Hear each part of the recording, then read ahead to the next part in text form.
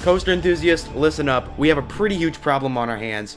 Top Thrill 2 is basically going to be an upcharge attraction. As of April 22nd, 2024, Cedar Point Today released a post on their social media regarding Top Thrill 2 safety requirements. I'm not going to waste your time, I'm going to get right into the subject, but viewer discretion is advised. Okay, so here we go. Cedar Point a few hours ago made this blog post right here for Top Thrill 2 rider safety guidelines. Now, as we take a look into this post, it tells you all the normal things about rider safety guidelines, about height requirements, loose footing footwear, and all the normal stuff that you normally find, until we get to the locker section. Allow me to read you the safety guidelines about lockers. Working with the manufacturer's recommendations, Top Thrill 2's rider safety guidelines were revised after initial testing, resulting in a strict policy of loose articles not being permitted past the ride's entrance. Due to the later revision, the integration of lockers into the queue, similar to those found at Steel Vengeance, were not possible. We encourage to leave any loose articles with a non-rider. If you wish to rent a locker, they will be near the entrance for a normal fee. These policies are in place for the safety of our guests and associates, and safety is our first priority. Thank you for adhering to these rider safety guidelines to ensure a safe and fun ride. We look forward to seeing you on Top Thrill 2 this summer. Okay, so what does this actually mean? Well, it basically means that Top Thrill 2 is an upcharge attraction. We are going to have to pay money to ride Top Thrill 2 at Cedar Point this year. And I don't know about you guys, but this sucks. This really sucks. Is Cedar Fair trying to be like Six Flags? Why would you want that? That sucks. But wait a second. The merger. Six Flags. Cedar Fair. Wait a second. Is Six Flags trying to bring their sucky policies over the Cedar Fair parks? Is this the first step of the merger we're seeing happen right now?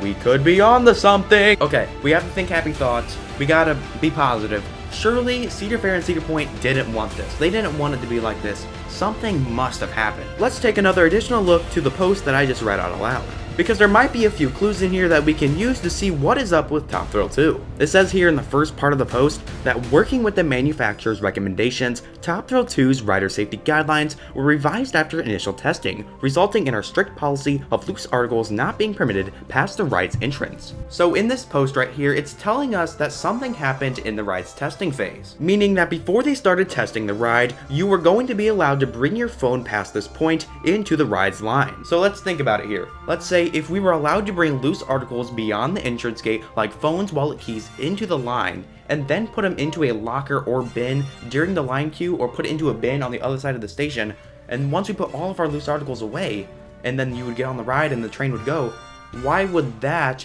cause you to not have any loose articles in the line at all? So let's double take on that. If we were going to put our loose articles in a bin on the other side of the station, or maybe there was a locker thing in the middle of the line like Steel Vengeance, we were going to board the train with no loose articles already. Why would that train with empty, or not empty, but with riders with no loose articles cause this problem? Even though Steel Vengeance has a strict policy on no articles, I feel like in this instance, Top Thrill 2, you were going to bring your loose articles with you on the ride. Now, if I'm missing something to this puzzle, then please let me know, but I'm just going off what I have here. I'm just thinking, you know, loose articles can fly out of people's pockets or fall out of people's hands and stuff like that during the ride, and that's why they're changing this kind of like last minute, it seems like. I don't know, I feel like this actually could be the reason why we're not allowed to have any loose articles past the entrance of the attraction. Okay, so let's go down a little bit more into this part right here where it says, due to later revision, the integration of lockers into the queue, similar to those that found at Steel Vengeance, were not possible. We encourage riders to leave any loose articles with a non-rider. If you wish to rent a locker, there will be one near the entrance for a normal fee. Oh, that's not normal. That's not the word normal.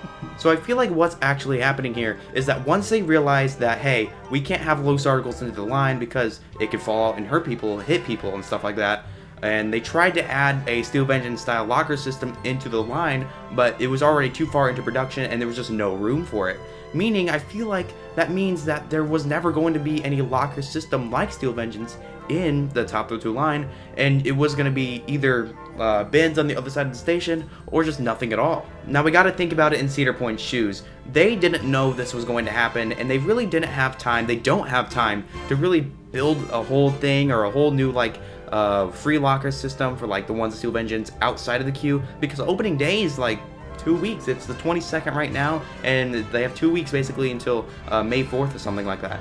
So they really don't have time to start a whole new thing, file permits, and get construction crew and all that stuff until the season starts. So I feel like they're gonna have to ride out this year, and then next year they're gonna do something with it.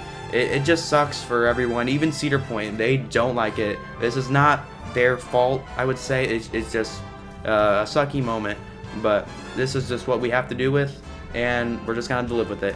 Anyways, that's basically all I have to say. I just wanted to make something about it. Hopefully I don't sound too negative in this, because I don't like that. I don't like sounding negative, but I don't know, I just wanted to talk about it. Thanks for watching, if you made it this far. Thank you.